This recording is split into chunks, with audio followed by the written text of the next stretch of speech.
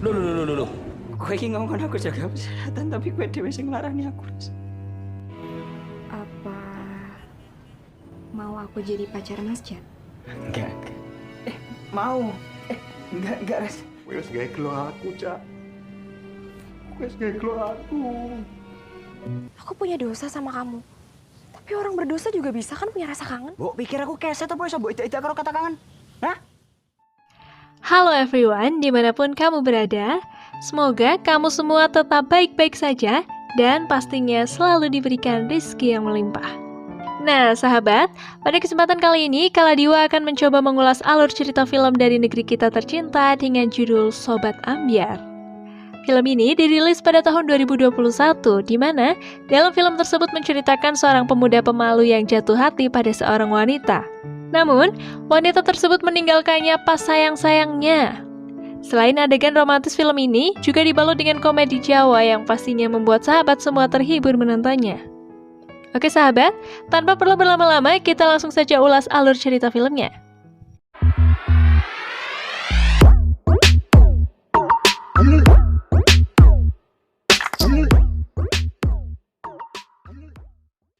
Film diawali di konser almarhum Didi Kempot, di mana di situ ada seorang pria yang pingsan karena mendengar lagu Melo dari seorang legenda. Singkat cerita, setelah pria itu sadar, Didi Kempot pun bertanya kepada pria tersebut dan dia menceritakan kisahnya. Adegan berpindah 1 bulan sebelum kejadian tersebut. Diketahui, nama pria tersebut adalah Jatmiko. Jatmiko adalah pemilik kedai kopi yang ada di Solo, Jawa Tengah. Dalam menjalankan usahanya, Jatmiko dibantu oleh sahabatnya yang bernama Kopet.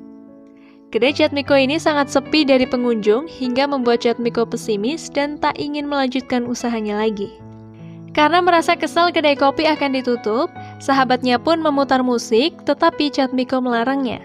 Dan ketika Jatmiko akan mematikan musik, tiba-tiba datang wanita anggun dan cantik ke kedainya. Diketahui wanita itu adalah Saras. Di sana, Saras memesan kopi yang paling spesial yang ada di kedai kopi Jatmiko. Karena kecantikan Saras, Jatmiko pun untuk pertama kalinya jatuh cinta pada pandangan pertama. Namun, karena pada dasarnya sifat Jatmiko pemalu, ia pun enggan untuk berkenalan dengan Saras. Keesokan harinya, ketika barang-barang sudah dinaikkan di mobil dan akan ditutup, lagi-lagi Sarah datang dan ia pun bertanya kepada Jatmiko apakah kedainya tutup. Karena tidak ingin mengecewakan pelanggan, adik Jatmiko yaitu Anjani berkata bahwa kafe baru saja selesai direnovasi dan Anjani mempersilahkan Saras untuk masuk. Di sana, Saras memesan kopi yang sama seperti dia pesan waktu pertama kali. Jatmiko yang memang suka terhadap Saras, dia mencuri-curi pandang terhadap Saras yang sedang meminum kopi. Anjani yang melihat kakaknya memperhatikan Saras terus, ia pun meminta Jatmiko untuk berkenalan dengan Saras. Karena pada dasarnya memang Jatmiko ini tipe cowok yang sangat pemalu dan Saras pun pergi dari sana. Hari berikutnya dengan bantuan Kopet dan adiknya, Jatmiko pun mencoba memberanikan diri untuk berkenalan dengan Saras.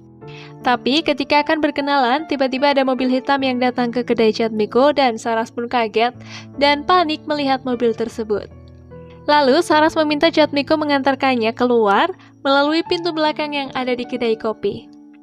Setelah itu, tak lama cowok bermobil hitam itu pun masuk ke kedai dan mencari Saras dan sebut saja cowok ini Tommy. Kemudian cerita pun berlanjut di mana Jatmiko mengantarkan Saras ke kontrakannya. Setelah sampai di depan kontrakan Saras, di sini terlihat Saras tertidur pulas sehingga Jatmiko tidak berani membangunkannya. Dan sebagai lelaki sejati yang selalu memberi rasa aman untuk wanita, dia pun memarahi tukang nasi goreng yang teriak-teriak karena takut membangunkan Saras yang sedang tidur. Apa sih? Kurang ngatur, aku menghimbau. Ngatur. Menghimbau. Lu kayak piye? Kowe kuwi aja bengak-bengok. Penang turu kae lho. Nyoh, 20.000. Susu Egowono, sego goreng no pangano, tapi kok aja bengak-bengok. Kono, lunga. Sombong men. Tak susu 50.000. Rak perlu, rak sutiga. Setelah beberapa jam tertidur, Saras pun terbangun, dan dia mengucapkan terima kasih kepada Jatmiko karena sudah mengantarkannya. Di sana, Saras menjelaskan bahwa ia setiap hari ke kedai kopi Jatmiko untuk mencari ketenangan dalam menyelesaikan skripsi kuliahnya.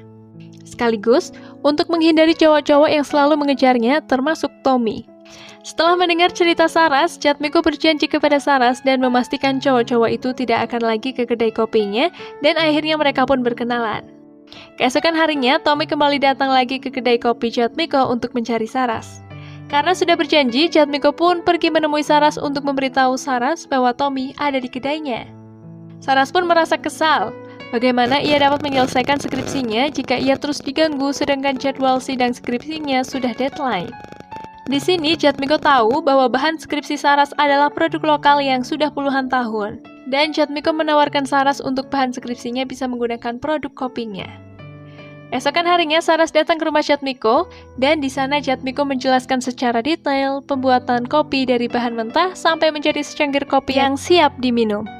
Dan dari sinilah awal mula cinta mereka bersemi karena mereka terbiasa bersama. Hingga akhirnya apa yang diimpikan Jatmiko pun terwujud. Suatu ketika, Saraslah yang memulai dan menawarkan dirinya untuk menjadi pacar Jatmiko. Jatmiko pun menjawab dengan sangat gugup dan ia menerima Saras dengan jawaban terbata-bata. Kalau kopi kan sekarang pakai mesin, kalau kami ya gini. Risih ya jalan sama aku.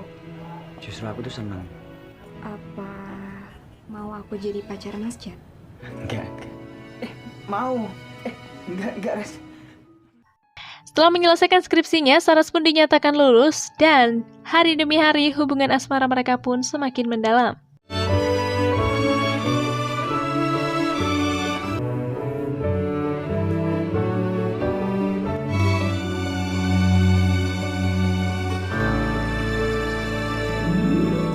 Kamu gak usah ikut ujian-ujianan kemarin. Ras, kenapa sih kamu mau pacaran sama aku? Karena kamu selalu ada dan selalu punya waktu di saat aku lagi butuh, Mas.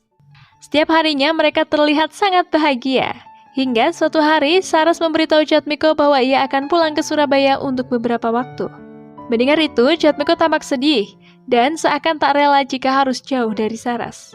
Lalu Jatmiko menanyakan kapan ia akan kembali ke Solo. Saras pun berkata bahwa ia berjanji akan kembali lagi sehari sebelum ulang tahunnya. Hingga tibalah hari keberangkatan Saras ke Surabaya. Di sini Jatmiko terlihat sangat sedih saat mobil keberangkatan Saras berjalan meninggalkan dirinya.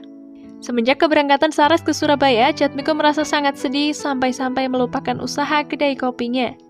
Jatmiko hanya termenung menatap layar handphone sembari menunggu balasan pesan dari Saras. Singkat cerita, hari-hari telah berlalu, namun Saras belum juga membalas pesan dari Jatmiko, padahal dulu ia berjanji di hari ulang tahunnya Saras akan kembali ke Solo. Karena rasa rindu yang mendalam, akhirnya Jatmiko memutuskan untuk menemui Saras ke Surabaya.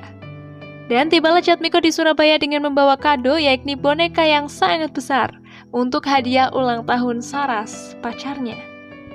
Sesampainya di rumah Saras, terlihat wajah Saras sepertinya tak menyukai kedatangan Jatmiko ke rumahnya.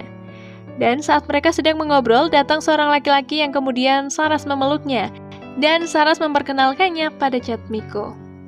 Saras mengatakan bahwa dia adalah bos perusahaan tempat dia bekerja, dan lebih menyakitkan lagi ternyata laki-laki itu adalah pacar Saras.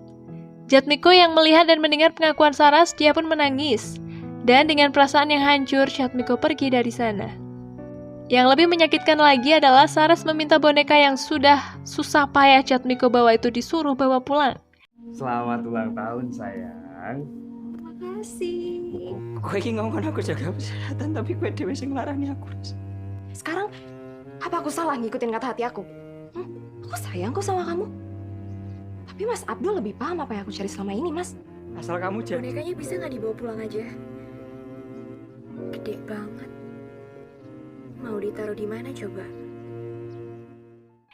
Jatmiko pun pulang dengan hati yang hancur, hingga sesampainya di rumah Jatmiko menangis sejadi-jadinya.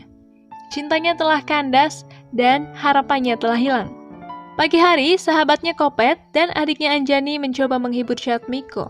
Mereka bilang Jatmiko harus segera melupakan Saras. Mereka berdua pun membantu Jatmiko agar secepatnya melupakan Saras. Kopet dan Anjani berpikir bahwa obat patah hati ialah jatuh hati kembali, dan mereka mengenalkan Jatmiko dengan gurunya Anjani. Namun usaha mereka sia-sia. Tetap saja Jatmiko tidak bisa melupakan Saras. Hatiku dihancur, ditarik-tarik kayak layangan ke mantanku, ngerti gak? Kamu kalau nggak nyaman sama aku nggak apa-apa loh, aku ngerti. Enggak kok, Res. Enggak apa-apa. Jangan tak bayari. Kamera. Go YouTube tak tukoke. Aku kuat. Ra bakalan netes lho, Bu. Bajingan gue yang ngono ra pantes ditangisi. Enang cium, Pak. Tapi hatiku larang. Proses penyembuhan patah hati Jatmiko pun tetap dilanjutkan dengan cara membuang foto-foto kenangan serta menghapus kontak Saras dari HP Jatmiko. Esok paginya ketika Jatmiko hendak membuang boneka dan semua kenangan tentang Saras, Saras kembali muncul dan meminta maaf pada Jatmiko. Awalnya Jatmiko marah dan kesal, namun akhirnya karena tetesan air mata Saras, Jatmiko pun luluh kembali padanya. Jaga kesehatan. Jangan sampai sakit. Aku tuh cuma pengen jalan sama orang yang paling aku sayang sebelum aku pergi ninggalin kota ini. Ras, biar aku yang antar. Saras kemudian meminta Jatmiko untuk datang ke acara wisudanya karena Jatmiko lah orang yang membantu Saras membuat skripsinya. Kemudian Jatmiko pun pergi ke kedai kopinya dengan mengajak Saras. Melihat mereka berdua datang, Kopet pun kesal dan sangat marah kenapa Jatmiko masih menerima Saras yang jelas-jelas sudah menghancurkan hatinya. Akhirnya dengan rasa kesal dan kecewa, Kopet pun pergi. Aku ke toilet dulu ya sebentar. Terus saiki malingnya mbok kaya obor nggo ngobong omahmu kuwi kondisimu saiki. Ora mau matamu. Kuwi wis gawe gelo aku, Cak. Sing mbok butuhke kuwi wong sing nggo ngampleng ndasmu. Ben kowe sadar. Singkat cerita, Jatmiko datang ke acara wisuda Saras dengan membawa seikat bunga. Di sana mereka bertemu dan berpelukan, hingga tiba-tiba Abdul, pacar Saras, datang dan malah Saras berpaling memeluk Abdul. Dan tanpa perasaan, Saras malah meminta Jatmiko untuk memfoto mereka berdua. Lagi-lagi hati Jatmiko hancur sehancur-hancurnya, tak menduga hal ini akan terjadi lagi. Sesampainya di rumah, Anjani kesal kenapa kakaknya kembali dengan Saras yang sudah jelas-jelas menyakiti hati Jatmiko. Di sini, Anjani juga bilang, ia selama ini sudah capek-capek menjaga kedai kopinya, pergi pagi, pulang malam, namun tiba-tiba Jatmiko malah membentak Anjani. Anjani yang mendengar itu pun, ia sedih dan menangis. Akhirnya, Jatmiko memutuskan untuk tidak meneruskan usaha kedai kopinya tersebut. Suatu hari, Kopet mendatangi Jatmiko dan mengajak Jatmiko untuk menghadiri konser Didi Kempot, namun Jatmiko diam saja. Dan ketika Jatmiko bangun, ia menemukan surat dari pihak sekolah Anjani, bahwa surat tersebut memberitahukan bahwa Anjani sudah menunggak bayaran selama 3 bulan, dan dengan terpaksa Anjani pun di-DO. Kemudian, Jatmiko melihat Anjani di luar yang sedang menjual barang-barangnya untuk membayar sekolah. Di sini, Jatmiko baru tersadar bahwa ia selama ini terlalu lama berlarut-larut dalam kesedihan sehingga ia menelantarkan adik satu-satunya. Kemudian Jatmiko memeluk adiknya sambil menangis. Jatmiko mengakui kesalahannya dan meminta maaf kepada Anjani. Suatu hari, Jatmiko berkumpul dengan Anjani dan Kopet sahabatnya sambil meminum kopi buatan Anjani dari racikan keluarganya dulu.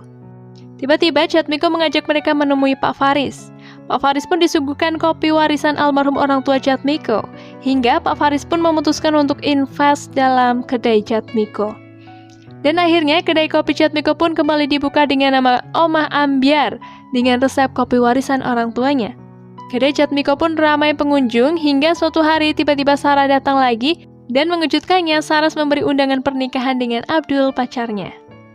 Jatmiko pun dengan sok kuatnya memberikan selamat kepada Saras dan Abdul atas pernikahan mereka. Namun setelah Saras dan Abdul pergi, kembali Jatmiko menangis sambil menyanyikan lagu Pak D, Didi Kempot yang berjudul Pamer Bojo, dan film pun selesai.